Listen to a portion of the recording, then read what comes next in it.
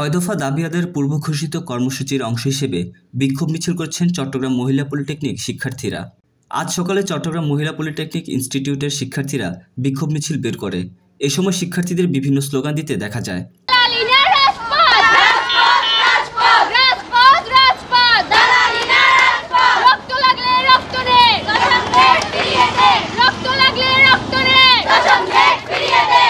কারিগরি ছাত্র আন্দোলনে চট্টগ্রাম মহিলা পলিটেকনিক ইনস্টিটিউট প্রতিনিধি বলেন, ৬ দফা দাবি আদায়ের অংশ হিসেবে আজ আমরা সারা দেশে বিক্ষোভ মিছিল করেছি।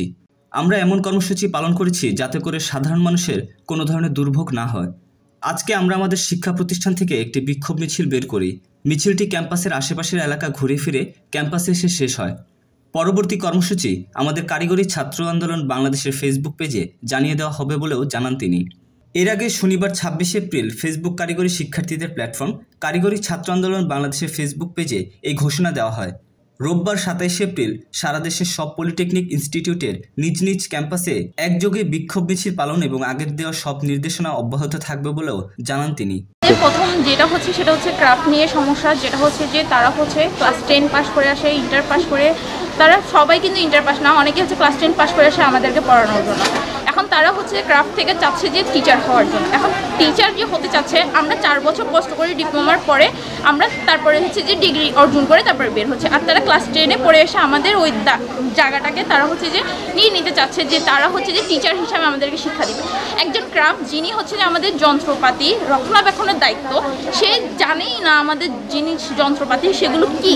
তারা আসছে আমাদেরকে, তাদের দাবি যে হচ্ছে আমাদের 10ম গ্রেড যেটা হচ্ছে যে আমরা মানে ডিপ্লোমা শেষ করার পর ডিগ্রি অর্জন করার পরে যেটা আমরা পাবো, সেখানে তারা আমাদের থেকে ভাগ নেওয়ার জন্য। সেটা তো আসলে সম্ভব না। তারপরে হচ্ছে আমাদের সেকেন্ড যেটা হচ্ছে সেটা হচ্ছে যে আমাদের ডুয়েট ছাড়া কোনো ধরনের প্রকৌশলী নাই, যেটা আমাদের জন্য আসলে যৌক্তিক না। কারণ হচ্ছে যে জেনারেল সাইড থেকে যদি আমি দেখতে যাই, সেখানে হচ্ছে যে অনেক মানে হচ্ছে ভার্সিটি আছে, অনেক ধরনের সরকারি ইউনিভার্সিটিও আছে যারা হচ্ছে অ্যাপ্লাই করতে পারছে, কিন্তু আমাদের কয়টা আছে? আমাদের শুধু একটাই আছে, যেটা হচ্ছে শুধুমাত্র ডুয়েট। আমরা লাখ লাখ স্টুডেন্ট ডিপ্লোমা শেষ করে হচ্ছে যে পরীক্ষা দিই ডুয়েটের অ্যাডমিশনের জন্য, সেখানে মাত্র কয়েকটা সিটের জন্য। সেটা তো আমাদের সাথে ফেয়ার হচ্ছে না, তাই না? সেই জন্য আমরা আমাদের দাবি শুধু হচ্ছে যে ক্রাফট না, আমাদের শিক্ষাটাকে আরও অর্জন করার জন্যই আমাদের এই দাবি। আমাদের ডিপ্লোমা সাইডে সকল ধরনের বয়সের স্টুডেন্টরা মানে লোকজন সবাই হচ্ছে কি হচ্ছে ঢুকে যাচ্ছে। সেখানে দেখা যায় আমাদের সাথে আমাদের বয়সের থেকেও বড় বড় মানুষরাও অ্যাডমিট নিচ্ছে। তো এটা তো উচিত না। যেটা জেনারেল সাইডে করতে পারে না, সেটা আমাদের সাইডে করতেছে। এটার জন্যই আমরা হচ্ছে যে এখন পর্যন্ত আন্দোলনে কঠোর কর্মসূচি চালাচ্ছি।